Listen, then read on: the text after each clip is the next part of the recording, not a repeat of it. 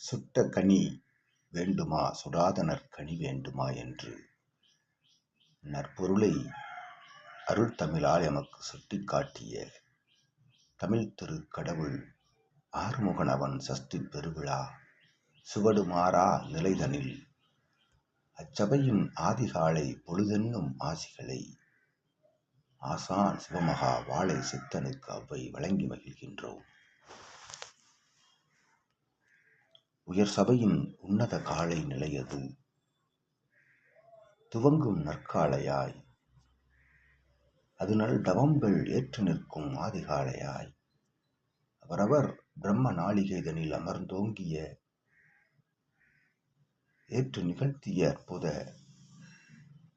தவமது கண்ட நிலைக்கு வழங்கிய பலன் நிலையின் ஆசிகளாய் அவ்வை வழங்கி மகிழ்கின்றோம் யாவருக்கும்.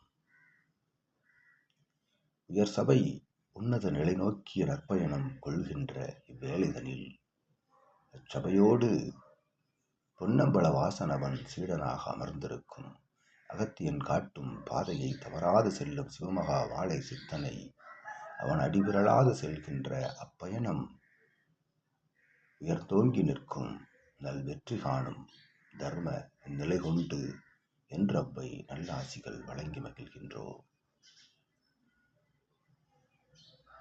தெளிந்த நீரோடைதனில் காண்கின்ற தலமெல்லாம் வெற்ற நிலைபோல் தெரிவது அந்நீரின் தூய்மையை பறைசாற்றும் நிலையாய், அது செல்லும் தடங்களெல்லாம் அத்தூய்மைதனை நிலைநாட்டுகின்றதென்று உரைக்கின்றோம். அவ்வை அந்நீர் போல் அந்நீருக்குள் தவம் காணும் அற்புத ஆற்றல் பெற்ற தவசீலனவன் தவத்திற்குள் தவம் காணும் சபையோர்கள் யாவரும் நற்பயணமே அது நற்தெளிவு கண்ட ஞானப் பயணமே என்றவை உணர்த்தி உயர்த்தி நல்லாசிகள் வழங்கி மகிழ்ந்து அமர்கின்றோம் சித்தனே.